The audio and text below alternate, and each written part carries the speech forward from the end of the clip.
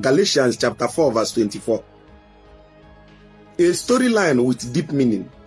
Now, some of this storyline was copied from about 6 to 7 African books, African texts, ancient tablets. Kings and Queens, Your Majesties, welcome back to the channel. Thank you so much for returning. So we will have a serious discussion today. When I say serious one, this might not be for all of you, okay? I felt like bringing it to this channel, this very one, so that a lot of you can have access to it, those of you who want to.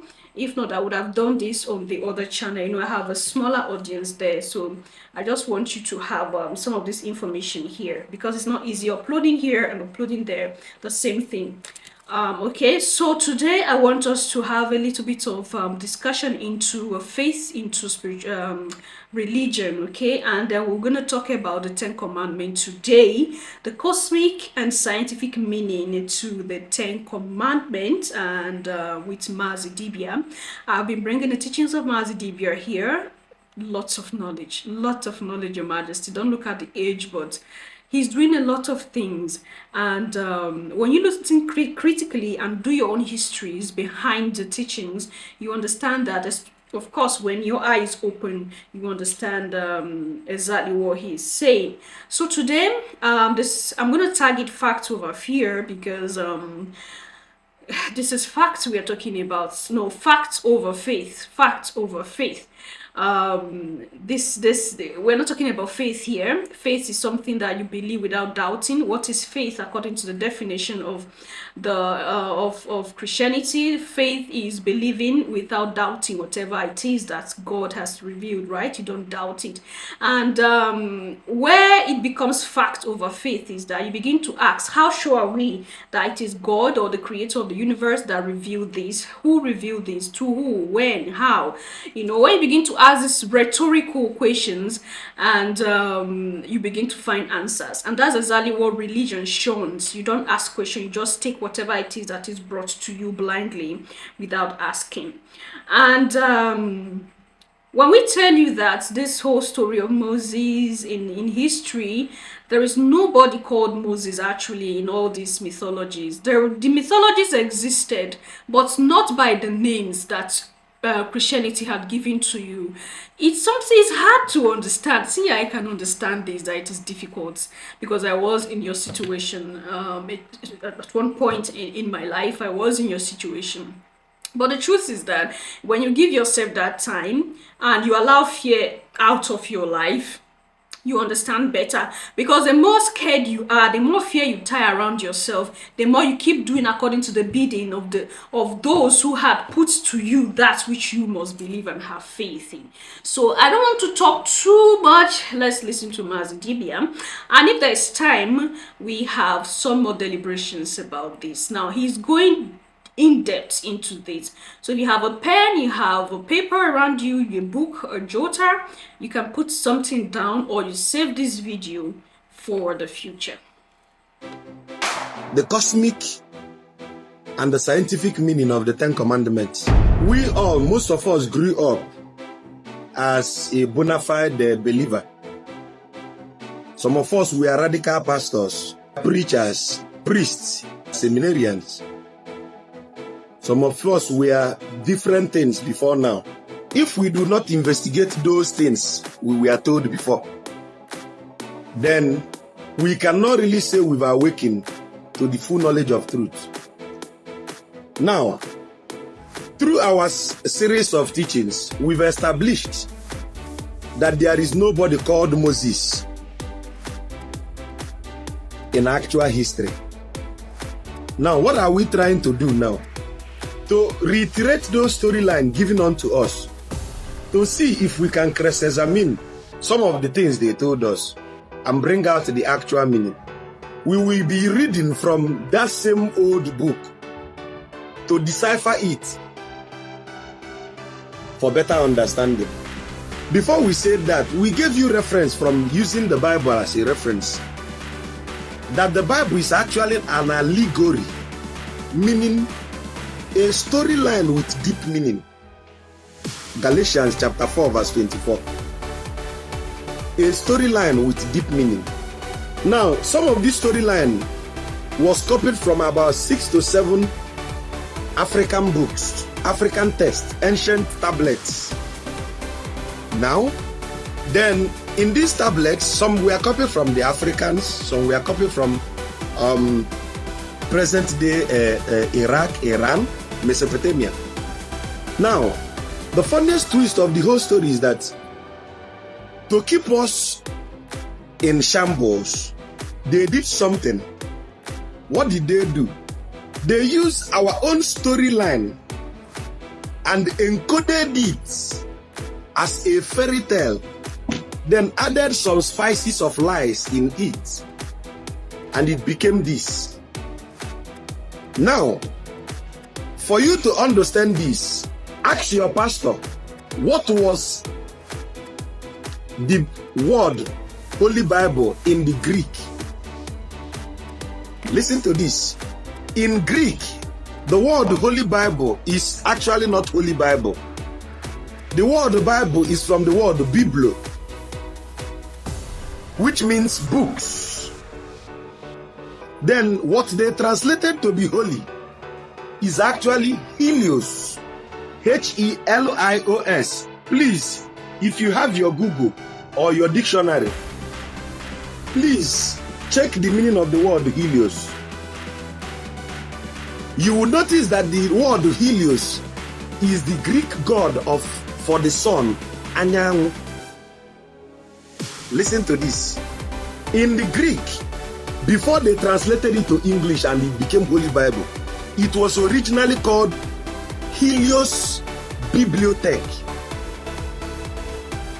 Verify and thank me later. What does it mean? It means a record book for understanding the sun. See, for you to enjoy this class, first of all, do away with your emotion. Originally, the manuscript was for the reverence, understanding of the sun and the celestial constellation, which means originally this book from the original translation is actually a book for astrology. Now, you will now begin to have conflict of interest. If this book was copied from astrological accounts, why then did Deuteronomy 18 also condemn astrology? Listen to this. In Greek, the word Holy Bible is actually not Holy Bible. The word Bible is from the word Biblo, which means books. What they translated to be holy is actually Helios. The word Helios is the Greek god for the sun, Anyang, which means originally this book from the original translation is actually a book for astrology. Now, you will now begin to have conflict of interest. If this book was copied from astrological accounts, why then did Deuteronomy 18 also condemn astrology? If you meet an uninformed pastor or priest, the first thing they will tell you is that there is nothing like astrology, that the Bible hates astrology, soothsaying, blah blah blah, necrom, anything that has to do with the keeping of the weather, observation of the celestial plane, hate it. They are trying to tell you that you should not even think of astrology. Remember my teaching on etymology. Etymology means the origin of every word.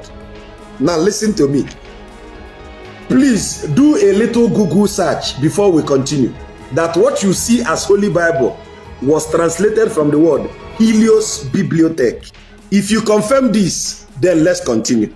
Now, Galatians chapter 4 verse 24, in this Helios Biblio, gave you a blueprint of information that what we are doing in this book is not actually the way it is. Rather, it is a story encoded by the Freemasons.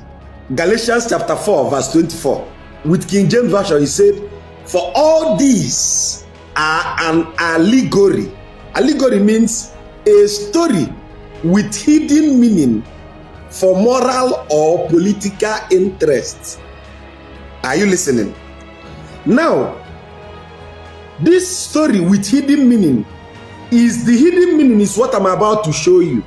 Think of it this way. Exodus chapter 3 from verse 13.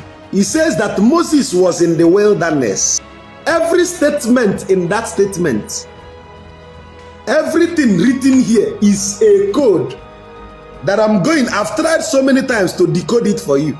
Now, the people that colonized Africa knew that each 2,166 years, a new world power will emerge. After 2,166 years, we enter into a new constellation. That is why they always tell you, say, when did Jesus die? He said about 2,000 years ago. In the constellation of Pisces, as at 2,166 years ago, was the constellation of Pisces. Now, as at that time, the world power, the shift for power, shifted to them. Before it shifted to them, it has been here. I've told you the story how Ethiopia ruled the whole world. Don't just agree with me. Whatever I say in my mouth, verify. Now, listen to this. As at the time when our ancestors were civilizing the earth, we did not colonize the earth. I will explain the two English. To civilize means to enlighten a person so that the person will come up to the knowledge you have. But to colonize means to downtrod a person and infuse your own system, culture, and belief, whether it will profit the person or not. Are you getting my point? So, the black-headed people did not colonize the world. We civilized the world. But the people we civilized turned and colonized the world. Am I making sense to anybody? Now, when we civilized the world, we did it with piety, empathy, fairness, no any intent of pogrom. We did not wish to annihilate the identity. We came to enlighten them, not to downtrod them. But they came in reverse to downtrod us. That is colonization. They told us something. We read it. We understood that in actual sense, there is no recorded history of Moses' existence. Rather, they copied the story of Pharaoh Akhenaten. Now, if Moses did not exist, what then were they telling us about Moses? That is what we want to find out. Listen to this. Why did Moses come down with the 10 Commandments? All right, Majesties, this is exactly what I keep telling you here all the time. It's like he just, putting more light into the same thing that we keep dragging here. I know many of you would not believe because if you listen keenly to what he said you shouldn't use emotion. And the truth is that it is with emotion that most of us, listen to, especially things that concern the Bible. And of course, they are aware that our emotions are going to be involved. And that's why it is the best tool. Religion, the best tool that could, control man to a particular level. Okay, now it is good that you investigate the things that you were taught before. Investigate these things with an open mind, not with emotion clouding your thoughts, and you will gradually begin to understand the depths of situation and how the whole thing has been turned around. I'm going to leave you here today because I believe Mas Dibia had done a lot. I think he's on YouTube as Mas Dibia. You can follow him. He's good.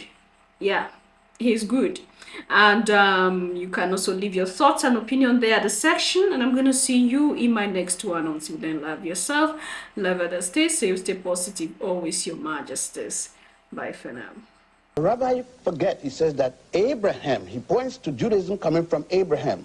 Then I said that the rabbi obviously have not read the Ten Commandments and their source.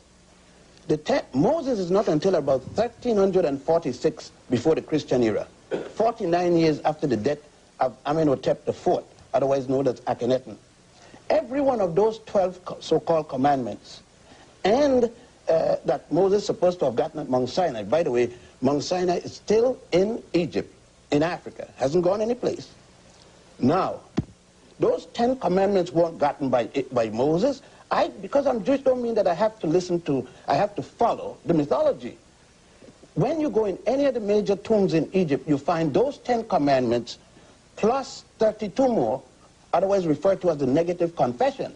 Am I to believe that Moses was born in Mizraim, Egypt, about 1346 before the Christian era, went to school there, become a priest, at age 85 or around there, decided that somebody mistreated his people, and that in every school in Egypt, you had to recite the negative confession, 42 laws, of which they said, I have not killed man or woman, I have not stolen this, I have not, every one of the so-called 10 commandments is already stated that Moses didn't see it. I would like the rabbi to tell me, where does it show that Abraham taught any of this? I would like the rabbi to tell me, before circumcision in Egypt, where did the Jews have circumcision? They said that Abraham's circumcision is part of what made him Jewish.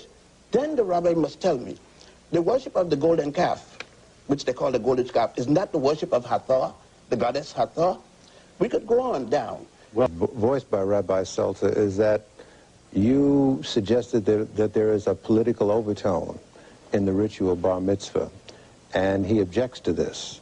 Can you substantiate your statement? Gil, if you went to any bar mitzvah, there's a lecture after the young man and before the young man. There's a lecture of the young man's commitment. It is a lecture in my commitment. Every child, if the rabbi is sitting here and tell me that the rabbi doesn't get up and give a lecture about the bar mitzvah, and the youngster doesn't pick out a section of the Torah to read, and that the youngster doesn't get up there and make a commitment to the Jewish community, then I don't know what form of Judaism. I don't know if he's Reform, Reconstructionist, Conservative, or Orthodox, or whatever else there may be. But it will be rare to me not to go to a bar mitzvah and not hear the rabbi mentioning the commitment to the Jewish people and to Israel. If, in fact, that rabbi is, unless the rabbi is anti-Israel,